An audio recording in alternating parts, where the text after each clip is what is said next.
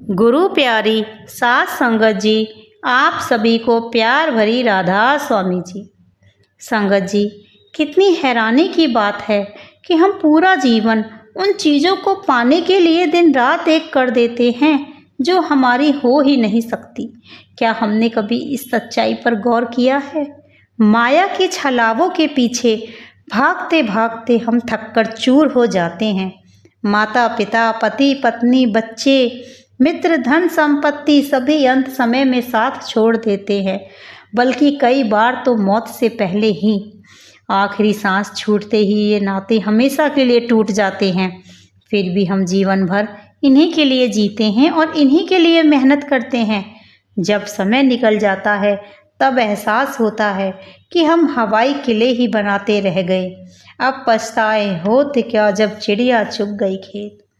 संत महात्मा हमें समझाते हैं कि हम जीते तो इस संसार में ऐसे हैं कि ना जाने हमें कितने हजारों वर्ष जीना है, जबकि हमारी आयु एक निश्चित है, 70 से 80 वर्ष। कोई बिरला ही है जो इससे ज़्यादा 2-4 साल और जी जाता है।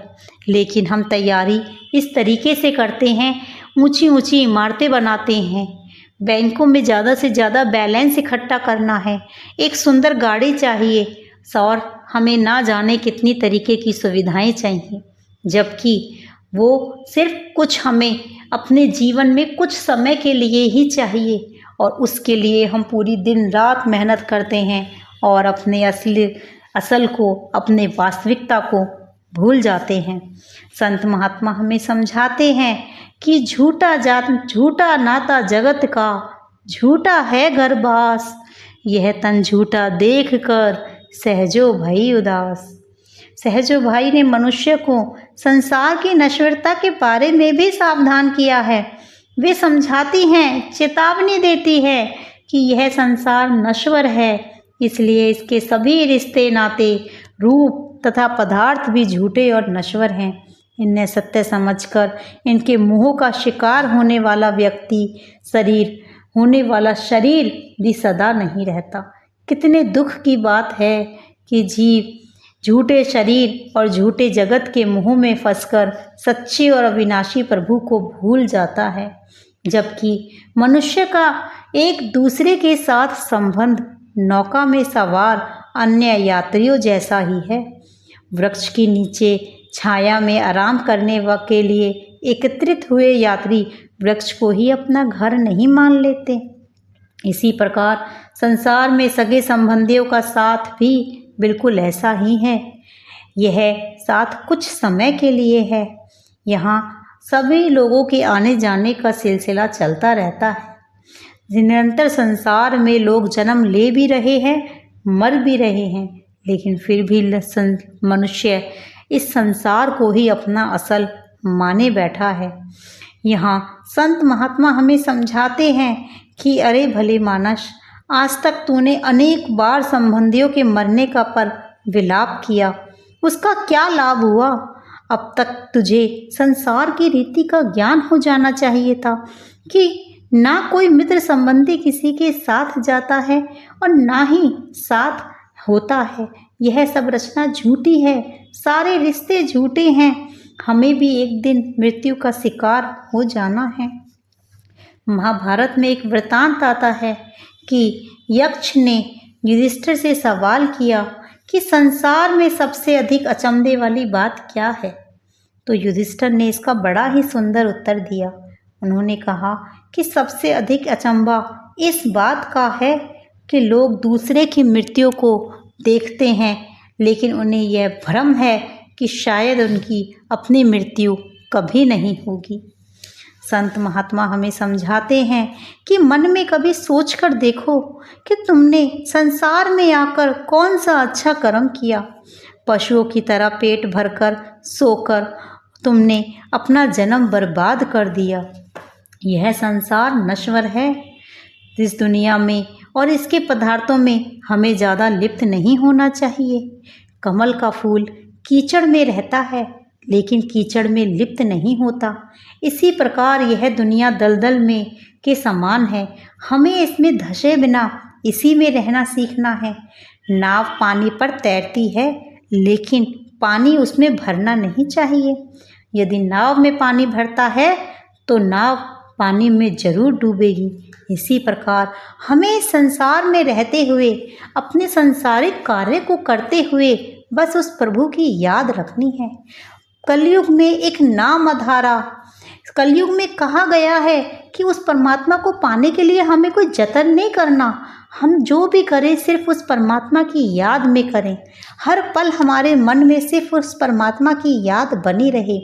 यदि उस परमात्मा की याद बनी रहती है और हम नाम का सिमरण करते हुए अपने संसारिक कार्य को करते रहते हैं तो भी हम इस भवसागर से पार हो जाते हैं। वह परमात्मा बड़ा दयालु है, उसके बराबर दयालु कोई नहीं है यहाँ। वो ये परमात्मा, ये समझो एक माँ कितनी दयालु होती है, वह परमात्मा कम से कम 10 माँओं के बराबर का है। तो सोचो उसमें कितनी ममता और कितनी दया भरी है। वह हमारी सभी गलतियों को पल भर में माफ़ कर देता है। उसके दरबार में सिर्फ माफ़ी ही माफ़ी है। हमने चाहे कितने भी बुरे कर्म क्यों ना करें हों, लेकिन यदि हमें समय रहते बुद्धि आ जाती है, हमारा विवेक जाग जाता है और उस परमात्मा के आगे हम क्षमा याचना करते हैं, उस परमात्मा की याद करते हैं, उसके नाम का जाप करते हैं, तो वह परमात्मा हमें माफ़ कर देता है। वह हमारे कर्मों को भी अपने ऊपर ले लेता है।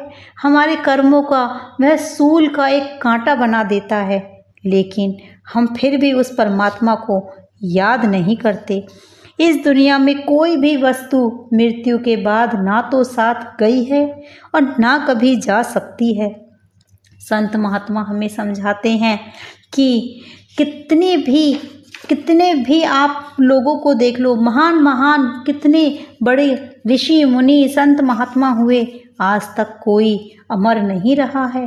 पुराणों में मार्कंडेय ऋषि की आयु सबसे लंबी मानी गई। वे अपने सिर पर तिनके रखते थे। जब कोई कहता कि ऋषि जी अपने लिए कुटिया बनवा लो, तो ऋषि जी ने उत्तर देते हुए कहा, कुटिया तभी बनाएं अगर यहाँ सदा रहना हो। रावण कितना बलशाली था, लेकिन मृत्यु उसकी भी निश्चित थी। यदि किसी के विलाप करने से कोई मृतक वापस आ सकता तो अवश्य विलाप करना चाहिए, परंतु सच्चाई यही है कि चाहे कितना भी रोते चिल्लाते रहें, कब मरा हुआ व्यक्ति कभी वापस नहीं आ सकता। इसलिए चाहे हमारा कितना भी प्यारा, कितना भी संबंधी, कितना भी नज़दीकी क्यों ना हो, हमारे लिए वो कितना भी विलाप क्यों ना करे, एक बार यदि सांसें चली गई तो वो दोबारा नहीं आ सकती। संत महात्मा हमें समझाती हैं कि जिसने स्वयं कभी ना मरना हो, वह अपने मित्रों और संबंधियों के मर जाने पर दुखी हो और तो और बात है। जिसने खुद देर सवेर मृत्यु का शिकार हो जाना है, उसका दूसरों की मृत्यु पर भला रोना चिल्लाना समझ से बाहर हो जाता है। आगे संत महात्मा हमें समझाती हैं कि हे भले मानस, तुम क्या पशु के समान हो? क्या इस संसार में केवल आपके आने का कारण पेट भरकर सो जाना है? उस प्रभु की भक्ति नहीं है?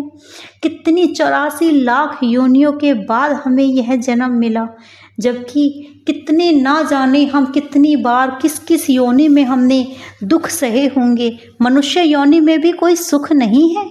कभी आपने सोचा है कि कितने दुखों के बाद हमें, कितने चक्करों के बाद हमें यह जन्म मिला? और ये मनुष्य जन्म ही ऐसा है जिसमें व्यक्ति अवागमन के चक्कर से छूट सकता है। बस उसे अपने विवेक का इस्तेमाल करना है और उस परमात्मा की याद करनी है। हमें मनुष्य जन्म में रहते हुए जरूरी नहीं कि आप चाहे कितने भी अच्छे पुण्य कर्म क्यों ना कर लो, लेकिन क्या यह निश्चित है कि अगला जन्म मनुष्य जन्म ही होगा? इसलिए पुण्य कर्म चाहे कितने भी कर लो, अच्छे कर्म कितने भी कर लो, लेकिन यदि परमात्मा की नाम नहीं है, परमात्मा का जाप नहीं है, तो हमें नहीं पता हमें किस योनि में जन्म मिले। अवागमन के चक्कर से तो हम तभी छूट सकते हैं जब हम उस परमात्मा की याद करें।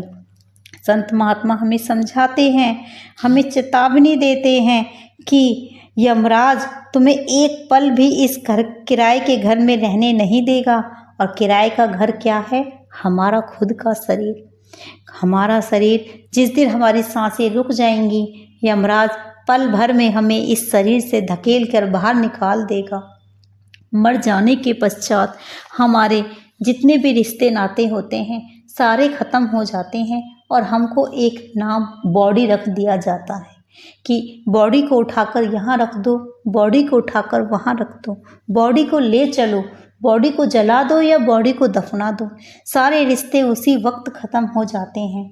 इसलिए संत महात्मा हमें समझाते हैं, इसलिए आज और अभी से प्रभु के भजन सिमरण की ओर ध्यान दो। मनुष्य जन्म से लाभ उठाकर प्रभु के नाम का अभ्यास करने से 84 के चक्कर से छुटकारा मिल जाएगा। यमदूतों की मार नहीं सहनी पड़ेगी और नरकों की यातनाओं से भी बचाव हो जाएगा। जीव को लोक परलोक में खवार नहीं होना पड़ेगा, अवाक मन के चक्कर से छूट जाएगा।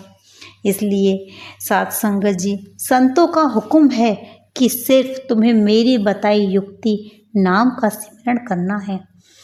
साध संगत जी, यदि आप सभी को मेरी वीडियो पसंद आई हो तो कृपया लाइक, शेयर एंड सब्सक्राइब जरूर कर जाना जी। राधा स्वामी।